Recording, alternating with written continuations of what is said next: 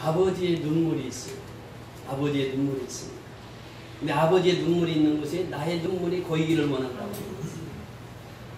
우리의 삶을 보세요. 우리 어찌 보면 다 탕자와 같은 인생을 살아가고 있어요. 아버지는 그 아들을 끝까지 사랑합니다. 그런데 아들은 어떻습니까? 아버지에게 조르는 거예요. 아버지는 시퍼렇게 살아있는데 아버지 유산 달라고 유산 받아가지고 다른 나라에 가서 술집 가서 돈 다 쓰고 허랑방탕하게 다 허비했습니다. 그리고 돌아와요. 근데 아버지는 집을 나간 탕자가 집을 나간 후부터 잠을 못 이룹니다. 쌀이 문 열어놓고 아들이 언제 올까 기다리고 또 기다리는 거예요. 그 아들이 오니까 먼저 아버지가 아들을 알아봅니다. 상도가 먼데 거리가 멀리 떨어져 있어요. 탕자가 툭툭 걸어옵니다. 자기가 이제 자기 신세를 너무나도 잘 아는 거예요. 나는 아버지의 아들이라 이 그러면 감당치 못할 것이요. 나는 가면 아버지의 모습으로 살리라 하고 그 마음 가지고 왔습니다. 그런데 아버지는 어떻습니까? 달려가서 아들을 끌어안고 누더기옷을 다 벗겨서 목욕시키고 인장반지 끼워주고 동네 사람들 다 초청해서 소 잡아가지고 대접을 해주고 그러면서 내 아들은 죽었다가 다시 살아왔노라고 그러면서 동네 사람들한테 다 잔치를 배설합니다. 왜 그렇습니까? 내 아들을 내 아들로 인정해달라고 하는 것이에요. 맏아들은 어떻습니까? 맏아들은 그 동생이 와서 잔치를 벌이니까 아버지한테 따지는 거예요. 아버지, 나는 친구들 왔을 때 토끼 한 마리도 안 잡아주더니 저놈은 가서 재산 다 버리고 왔는데 왜 저는 저렇게 잔치를 해주면서 나는 안 해줬습니까? 아버지가 얘기합니다. 너의 재산이 다 내 재산 아니냐? 큰아들 몫이에요. 절반은 큰아들 몫인데 그런데 큰아들도 그렇게 아버지한테 따져요. 여기서 우리의 핵심은 뭐냐면 아버지 마음입니다. 아버지의 마음은 자녀들 다 품어요. 부모는 끝까지 자녀들의 잘못을 다 용서하고 그들의 삶을 품습니다. 그런데 자녀는 그렇지 못해요. 10 아들이 한 부모 섬기기 어렵습니다. 아버지의 마음이라고 하는 것은 하나님의 마음이에요. 하나님의 마음은 그 마음을 담기를 원하는 것이 우리의 삶이 되어야 될 줄 믿습니다. 아버지의 마음이 있는 곳에 내가 그곳에 마음이 있어요. 내 마음이 그곳에 있어야 돼요. 아버지의 눈물이 있는 곳에 내 눈물이 그곳에 있어야 돼요. 아버지가 흐르는 눈물은 어떤 눈물입니까? 영혼을 보면은 하나님을 믿지 않는 사람들을 보면 불신자들을 보면 아버지의 눈물을 흘리시는 거예요. 저는 저렇게 살다가 죽으면 어디 가요? 지옥 가는데 예수 믿어야 천국 가는데 그 아버지의 눈물은 바로 불쌍한 그 영혼 예수 믿지 않는 영혼 불신자를 향한 그 마음의 생각만 하면 아버지의 눈물이 고이는 거예요. 그러면 우리도 역시 마찬가지입니다. 우리가 불신자를 보면 눈물이 고이는 것이 정상이 이것이 아버지의 마음입니다. 그 영혼에 대한 사랑이 아버지의 사랑은 바로 그 영혼에 대한 사랑입니다. 그러면서 이 세상을 보면서 아버지의 눈물을 흘렸어요. 왜? 이 세상은 어둠의 세상입니다. 여러분 보세요. 지금 주님 오실 날이 가까웠습니다. 우리가 지금 그 24장 마태복음 24장에 보면 징조를 보여주시는데 그 징조가 지금 우리가 사는 시대예요. 정말 이 마지막 때가 가까웠는데 아버지는 그 이 세상을 보시면서 눈물이 고이는 거예요. 이 세상에 한 사람이라도 더 구원시키기 위해서 아버지는 그 시간을 지금 늦추고 있는 것이에요. 지금 곧 오셔야 되는데 한 사람이라도 구원하기 위해서 아버지는 그 영혼을 구원하기 위해서 그 시간을 지금 늦추고 계시는 것뿐이지 아버지가 올 시간은 다가왔습니다. 곧 가까이 다가오고 있어요.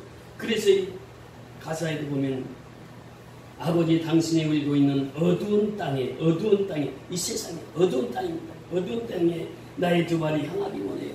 내가 이 세상에서 무엇을 해야 되느냐? 아버지의 뜻을 이루는 삶을 살아야 돼요. 아버지의 뜻이 무엇입니까? 정말 한 생명이라도 살려서 구원에 이르는 그 길이 아버지의 뜻이에요. 그러니까 내가 이 어두운 땅에 살면서 아버지의 마음을 읽는다고 하는 것은 그 불신자를 향한 그 뜨거운 열정이 내 심령 속에서 불타올라야 된다고 했어요. 제가 지난주에 주보에 그 글을 실었습니다. 성냥불은 10초를 견디기 어렵습니다. 그런데 호롱불은 성냥불은 호롱불에다가 댕기면 호롱불은 밤새 호롱불은 불을 밝힐 수 있습니다. 왜 그렇습니까? 그 심지가 있기 때문에 심지가 기름을 빨아올려서 계속해서 불을 밝힐 수 있습니다. 그러나 성냥불은 10초를 넘기지 못해요. 우리가 주님의 사랑을 받지 않고는 성냥불 같은 인생을 살 수밖에 없습니다. 근데 주님의 사랑의 심지를 깊게 내리면은 그 심지에 의해서, 그 사랑의 힘에 의해서 계속 불타오르지는 것이에요. 우리의 신앙이 그렇게 되어야 된다고 하는 것입니다. 제가 필리핀 처음 가서 선교할 때에 그곳에 가서 기도를 하는데 기도 속에서 하나님 환상을 보여주시는 거예요. 보여주시면서 구름 사이로 그 예수님의 모습이 보이면서 그 예수님이 말씀하시는 이곳은 내 집을 세워야 하느니라. 그때의 야자수에서 야자나무 밑에서 한 서너 명이 예배드리고 있는 그 광경이었습니다. 근데 분명히 그 음성을 듣고 저는 이곳에 교회가 세워져야 됩니다. 그래서 처음에 300만 원 들여서 그 알라신 교회가 세워집니다. 하나님의 음성을 듣고 그곳에 교회가 세워져야 된다고 하는 그 말씀을 듣고 감동이 되어서 그때 우리 교회에서 처음 교회를 세우게 됩니다. 그 교회를 세워서 선교를 갑니다. 그때 교수 한 분이 그래요. 우리가 선교를 진짜 하려고 하면은 홈스테이를 해야 됩니다. 홈스테이를 합시다 그래요. 이제 그 필리핀 현지 가정에서 자야 된다고 하는 거예요. 그래서 그때 한 성도들 한 15분 정도 모시고 갔는데 나눠서 잤습니다. 저는 제일 그 위험한 지역에 가서 잠을 자고 근데 거기에 보니까 호롱불을 켜고 있어요. 호롱불을 당겨주는 거예요. 그리고 이제 등을 또 그 호야등을 하나 저에게 제 방에다 주고 그래서 제가 또 어두워서 밤에 볼일보러 잘못 갈까 봐서 호롱불 심지를 있는 대로 다 올려놔가지고 아침에 자고 일어나니까 막 시커매져. 온 마음이 다 시커매져. 호롱불을 올려놔가지고 그때요 그 호롱불이 밤새 켜지는 그 모습을 보면서 우리가 심지를 주님의 사랑이 깊게 내리기만 하면 항상 우리를 불을 켤 수 있다고 하는 거예요. 그러나 성냥불은 잠시 잠깐입니다. 우리가 세상의 사랑은 성냥불과 같은 사랑이라고 하면 예수님의 사랑은 심지가거든. 그 사랑, 영원히 빛을 발해주는 그 사랑이라고 하는 것입니다. 이사야 선지자는 그렇게 고백합니다. 주께서 심지가 견고한 자를 평강하고 평강하도록 지키시리니 이는 그가 주를 신뢰함이니이다. 하나님을 신뢰하는 자, 하나님을 사랑하는 자는 그 심지를 하나님의 터에 받기 때문에 영원히 빛을 발하면서 살아갈 수 있다고 하는 것이에요. 하나님이 사랑하십니다. 그 사랑을 우리가 힘입어서 살아가는 것이에요. 오늘 본문의 말씀이 무엇입니까? 오늘 12절 다 같이 읽습니다. 12절. 이는 성도를 온전하게 13절 13절 우리가 다 하나님의 아들을 믿는 것과 아는 일에 하나가 되어 온전한 사람을 이루어 그리스도의 장성한 분량이 충만한 데까지 이르리니 이는 우리가 14절입니다. 이는 우리가 이제부터 어린아이가 되지 아니하며 사람의 속임수와 간사한 유혹에 빠져 온갖 교훈의 굴절에 밀려 요동하지 않게 하려 합니다. 여기에 보면 어린아이가 등장합니다. 어린아이는 어떻다고요? 사람의 속임수와 간사한 유혹에 자주 빠진다고 하는 겁니다. 우리가 신앙의 어린아이가 있습니다. 신앙이 약한 사람이 있어요. 이 사람들은 이단의 유혹에 잘 빠져서 넘어갑니다. 세상 풍조에 잘 넘어갑니다. 어린아이기 때문에 그래요. 어린아이는 성장을 해야 됩니다. 이 조현증, 그 병이 있는데 그 병이 조로증이라고 하는 병이 있는데 이 조로증이라고 하는 병은 자라지를 못하는 병입니다.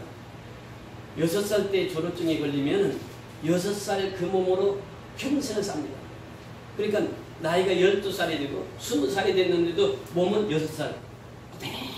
몸이 자라지 않아요. 그 병이 들어있으니까 그렇습니다. 여러분, 우리가 아기가 태어나면 반드시 자라야 하는 겁니다. 자라지 못하면 무엇인가 문제가 있는 것이죠. 병이 들었다고 하는 것이. 근데 어린 아이의 특성을 보면 잘 속아 넘어간다고 하는 것이에요. 여기서 보면은 그 말씀을 하시는데 유혹에 빠져 온갖 교훈의 풍조에 밀려 요동하지 않게 하려 합니다. 그랬는데 간사한 유혹에 잘 빠진 게 어린 아이예요. 이 아이들은 잘 속습니다. 이 사기꾼이 속일 때에 그 쓰는 것을 괴울이라 하는데 어린아이들은 그걸 잘 넘어가요. 그래서 우리는 어린아이가 아니라 장성한 분량에까지 자라야 된다고 하는 것입니다. 특징이 자람이에요. 자, 15절에 또 보세요. 15절에 보면 오직 사랑 안에서 참된 것을 하여 범사에 그에게까지 자랄지라. 자란다라고 하는 것이에요. 자란다고. 사랑이 자라야 된다고 하는 것이에요. 복음이 자라야 된다고 하는 것입니다. 복음을 심으면은 그 복음이 싹이 납니다. 싹이 나서 꽃이 피고 열매가 맺습니다. 30배 열매를 맺습니다. 60배 열매를 맺습니다. 100배 열매를 맺습니다. 복음은 자라서 열매를 맺는 것이에요. 사랑도 자라서 열매를 맺는 것입니다. 우리 사람도 자라서 장성한 사람이 되는 것입니다. 자라야 되는 것입니다. 이 기독교는 이 동사의 종교예요. 항상 말씀을 드립니다만 불교는 명사의 종교라고 하면 기독교는 동사의 종교라고 합니다. 동사의 종교라고 하는 것은 무엇입니까? 움직인다고 하는 것이 움직인다고 합니다. 살아있는 사람은 항상 움직입니다. 죽은 사람은 움직임이 없어요. 이것이 죽은 사람, 사는 사람과 죽은 사람의 특징이 뭐냐? 살아있는 사람은 움직인다고 하는 것이에요. 항상 움직입니다. 기독교는 움직이는 종교예요. 그게 율법의 종교가 아니라 사랑의 종교라고 합니다. 기독교는 그래서 항상 움직이는 종교예요. 살아있는 종교라고. 하나님이 살아계시기 때문에 우리도 살아있는 신앙생활을 해야 된다고 하는 것입니다. 자라야 된다는 신앙은. 그럼 어디서 자라야 되느냐? 실제 말씀 안에서 자라는 거죠. 우리 디모데전서 2장 2절 다 같이 보십니다. 디모데전서 2장 2절입니다.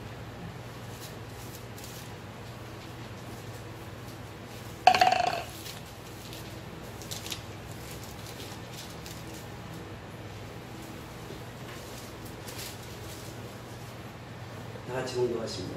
디모데전서 2장 2절입니다. 시작. 갓난 아이들 같이 순전하고 신령한 젖을 사모하라.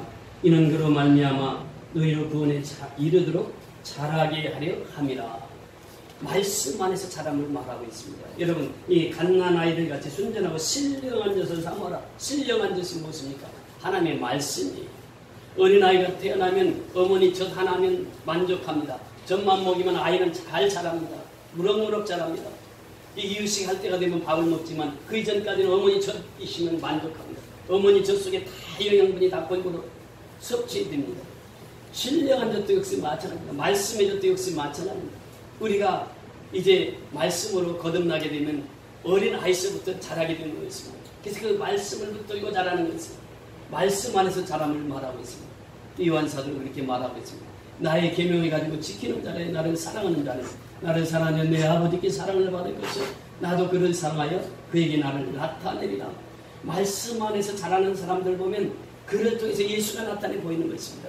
예수님은 그런 말씀을 하세요. 내 명령을 가지고 지키는 사람, 계명을 지키는 사람, 그 사람은 예수님께서 그 사람을 통해서 나타나겠다 말씀해 주시겠습니다.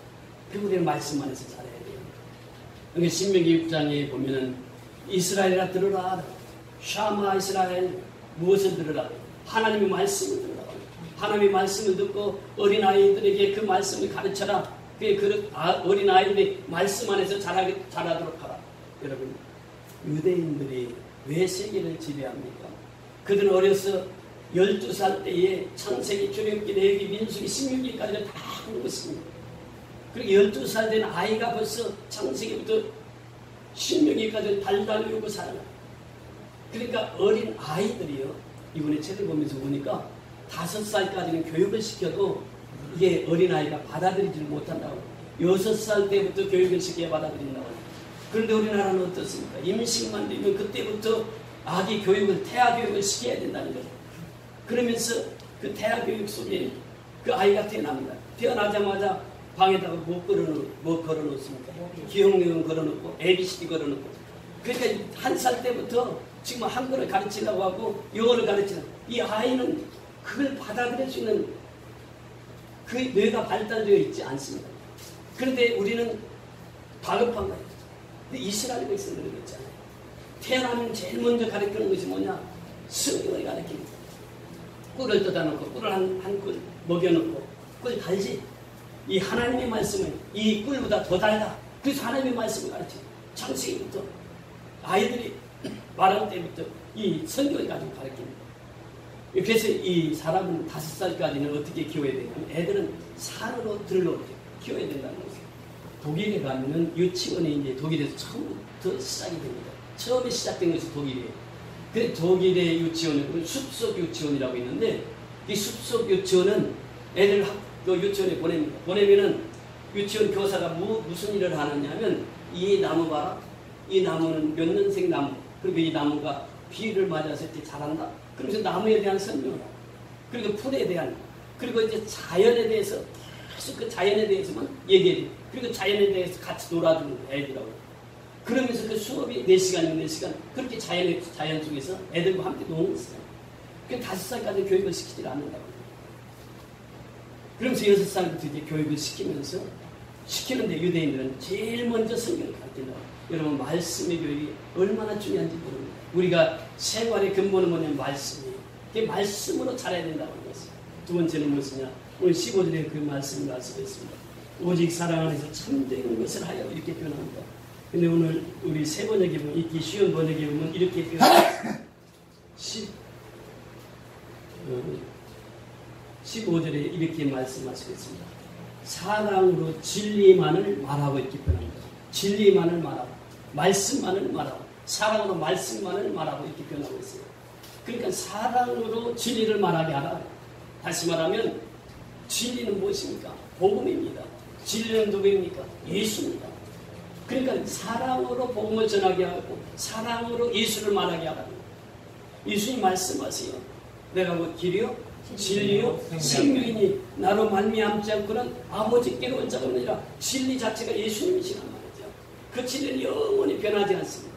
세상 건 다 변해. 그러나 진리만은 변하지 않아요.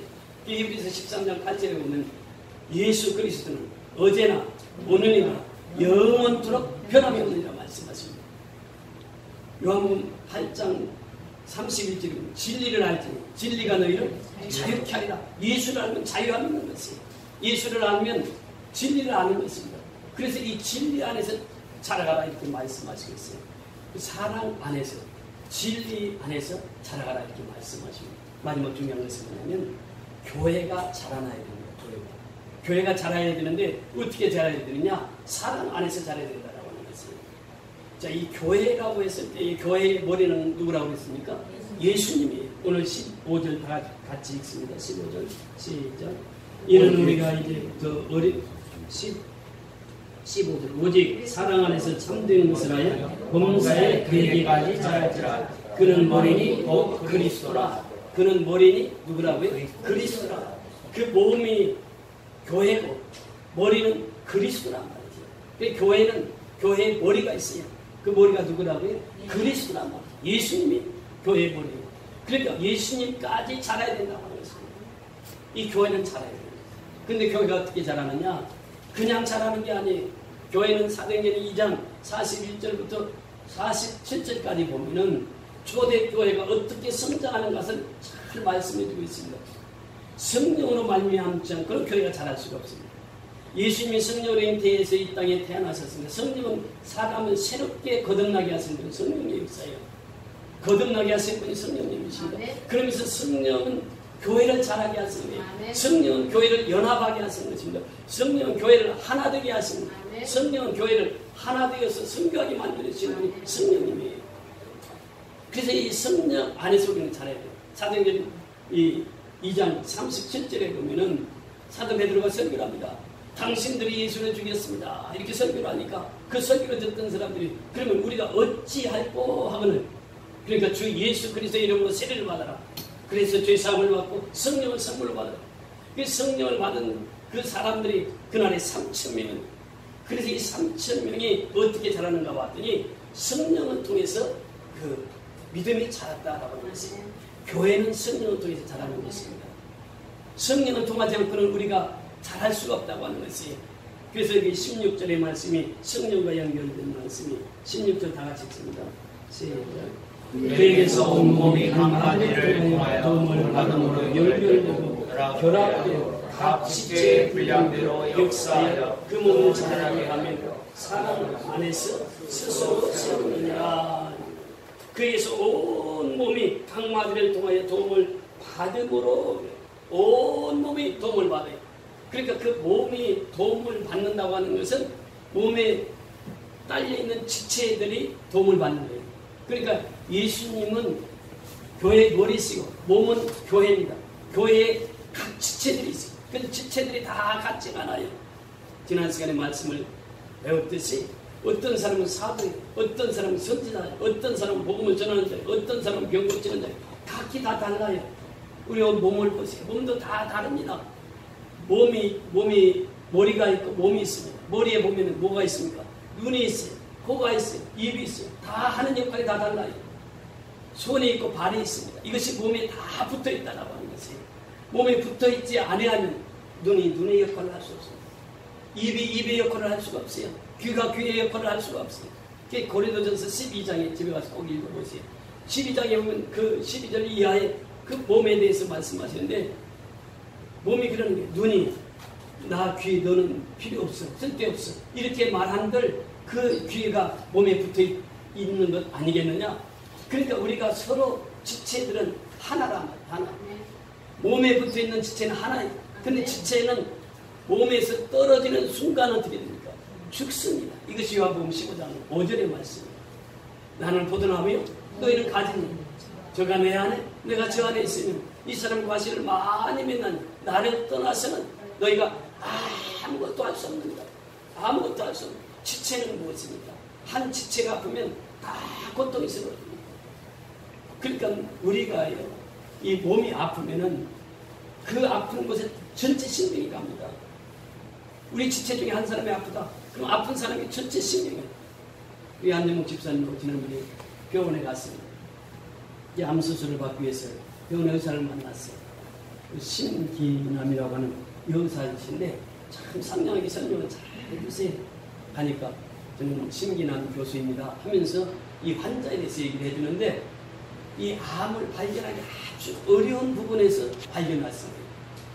그러니까 자기가 전문가가 봐도 이 자리에 암이 자란다고 하는 것은 도저히 발견하기 어려운 곳인데 그걸 다 발견한 거예요. 아주 초기입니다. 그러면서 이분이 소리를 쭉 설명하십니다. 이 어르신은 지금 연세가 많고 수술하기는 좀 어렵습니다. 의가 벽이 헐어서 수술하기도 어렵습니다. 그래서 제가 선택한 것은 내시경으로 수술을 하게 됩니다. 내시경으로 수술하게 되면 그 부위만 생선포를 뜨듯이 떠가지고 하는데 쉬운 수술은 아닙니다. 그렇게 얘기하는. 그래서 제가 다 듣고 오면서 교수님, 의사님, 제가 의사님을 위해서 우리 새벽마다 기도하겠습니다. 그러니까 너무 좋아하시는 거예요. 그래서 이제 그 상황을 다 듣고 나니까 마음이 편한 거예요. 수술합시다. 그래서 27일 날 입원해서 28일 날 수술하게 됩니다. 여러분들도 기도해 주셔야 돼요. 여러분 그렇습니다. 한 지체가 아프면 모든 지체가 같이 아파하는, 한 지체가 즐거워하면 모든 지체가 다 즐거워하는 것입니다. 이것이 고린도전서 12장 26절의 말씀이에요. 그래서 우리가 이 지체가 함께 아파하고 지체가 함께 즐거워하는 것은 뭐냐? 성령의 역할입니다. 성령께서 그 역할을 한다고 하는 것입니다. 성령은 마디마다 연결하시는 분이 성령입니다. 그러면서 온 성도가 결합되게 하는 것이 성령, 연합되게 하는 것이 성령이라, 상합되게 하는 것이 성령이라고. 성령의 역사는 하나 되게 만드는 것입니다. 우리를 하나 되게 만들어서 하나님의 일을 하게 하시는 것이 성령의 역사입니다. 그래서 우리는 성령 안에서 자라나야 돼요. 그래서 우리는 지체는 말씀 안에서 우리가 자라야 됩니다. 두 번째는 진리 안에서, 예수 안에서 자라나야 돼요. 예수에게까지 자라야 돼요. 그것이 바로 15절의 말씀이에요. 예수에게까지 자라는 것입니다. 그럼 세 번째는 성령 안에서 자라야 됩니다. 여러분 성령 충만 받아보세요. 정말 예수밖에 보이지 않아요. 제가 허석구라고 하는 선교사님 책을 읽고 참 감동을 받았어요. 이분이 석자가 돈석자죠. 아홉 구자 허석구. 근데 이분이 자기가 그 얘기하는 거예요. 나는 조약돌 같은 사람입니다. 조약돌 5개 모인, 9개 모인 사람이 석구입니다. 이렇게 소리를 합니다. 자기가 집에서 너무 어렵게 자랐어요. 아버지가 방앗간 하다가 방앗간이 망했어요. 그래서 이제 야반 도주합니다. 부산으로 갔어요. 가서 보니까 교회가 있는, 어려서부터 교회를 다닌 거예요. 교회 때 가니까 너무 좋은 거예요. 집에서는 빗장이들이 와서 그렇게 힘들게 하는데 교회만 가면 그렇게 편한 거예요. 그 아이가 교회에서 쭉 자랍니다. 그러면서 하나님 앞에 기도합니다. 하나님, 나는 커서 의사가 돼서 저 어려운 사람들, 나같이 어려운 사람들 치료하게 해주세요. 공부를 했어요. 열심히 했습니다. 서울대에 들어갔습니다. 서울과 의과대에 들어갔어요. 졸업을 합니다. 치대를 졸업해가지고 졸업을 했는데 돈이 하나도 없습니다. 병원을 개원해야 되는데 돈이 하나도 없어요. 그래서 하나님 앞에 기도하겠습니다. 하나님 기도했더니 마가복음 9장 23절을 말씀 주시는 할 수 있거든요. 무슨 말이냐? 믿는 자는 능치 못함이 없느니라. 그 말씀을 붙들고 기도하기 시작합니다. 기도하면서 하나님, 나는 가진 것이 없지만은 나 이러이러한 것을 가졌습니다. 첫째, 나는 젊음을 가졌습니다. 나는 치과 의사의 면허증이 있습니다. 하나님 이제 병원을 하겠습니다. 병원 할 것 좀 하나님 책임져 주세요. 하고 그날 기도하고 그날부터 병원 찾아고 다니고 돈은 하나도 없어. 그런데 어떤 다방에 가서 커피를 마시는데 그 다방에 딱 들어가 보니까 이게 치과병원 하면 딱 좋은 건물이라 지하에서 돈이 없으니까 지하에서부터 시작해야 되겠다 하고 다방 주인한테 명함만 한 장 주고 왔어요. 혹시 다방 팔거나 이사 가면 나한테 연락 좀 해달라고. 나 여기 당신들 이사 가면 치과병원 세우겠다. 치과 의원을 세우겠다. 그런데 그날 밤에 전화가 온 거예요. 우리 병원 여기 다방 이전하는데 여기 와서 하시다. 그래서 이제 돈도 없이 가서 성도들이 또 돈을 모아줘가지고 치과병원을 냅니다. 이름을 할렐루야 치과병원으로 냈어요. 그리고 나서 그 병원을 하기 시작하는데 하루는 무료 진료를 합니다. 그 지역이 달동네 아주 어려운 지역이에요. 그 무료 진료를 하니까 사람들이 이제 오기 시작하는 거예요. 그러면서 할렐루야 그 당시 축구단이 생겨가지고 TV에 붙으면 축구 얘기하면서 할렐루야 얘기를 하는 거예요. 그러니까 할렐루야 병원이 자동적으로 광고가 된 거예요. TV에서도 광고도 해주고 그러는데 그래서 할렐루야 병원이 성장해요. 이분이 돈을 많이 벌입니다.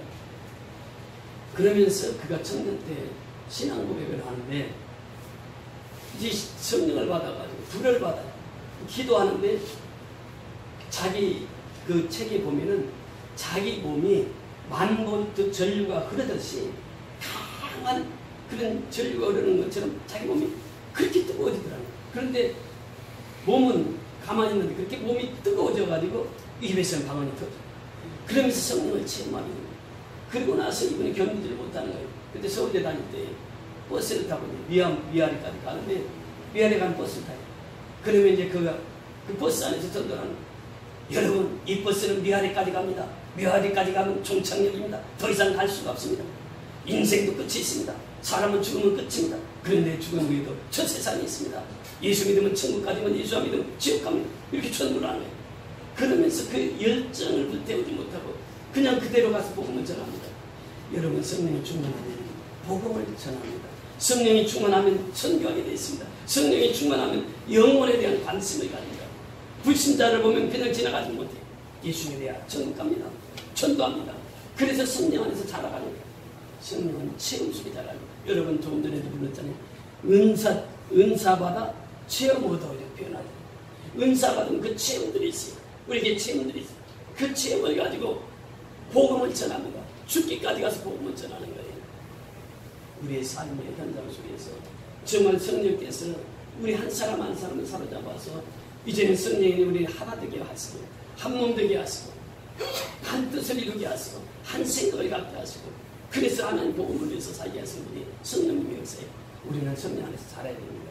교회는 성령 안에서 자라는 것이에요. 성령을 체험하고 성령 속에서 자라요. 그래야 오직 성령이 너에게 임하시면 너희가 걷는 막 예루살렘과 온 유대와 사마리아와 땅 끝까지 이르러서 복음을 전하게 되는 줄 믿습니다. 여러분 우리가 2년 전 이때 어떤 생활을 했습니까? 우리는 그때 약빛 때에서 천막을 치고 예배를 드렸습니다. 그때 눈물로 예배를 드렸습니다. 그때 우리는 외쳤습니다. 고난은 축복이라. 여러분 고난이 축복이 되었지 않습니까? 이러면 그 고난을 통과한 자만이 그 축복의 삶을 사는 거예요. 그러면 복음을 전하겠습니다. 권 집사님 오늘 오시면서 그 말씀을 하세요. 홍성규 집사가 교회를 안 나오니까 맨날 술만 먹고 다니는데 어제 만나서 얘기를 했다는 거예요. 너 그렇게 하면 안 돼. 내가 너 감옥에 있을 때 대통령상 받은 거 그거 가지고 와서 내가 감옥에서 꺼내줬잖아. 너 그러면 안 돼. 그러니까 너 이번 다음 주부터 교회 나와. 그러니까는 9월달부터 교회 나오기로 약속을 했다네. 그러면서 내가 확실히 한 명을 전도했습니다. 그렇게 말씀을 하시니까 그렇습니다. 성령 충만하면요 복음 전하고 싶어서 견딜 수가 없는 거예요. 어떤 사람이라도 내가 복음을 전해서 교회에 앉혀야 돼. 그래서 그가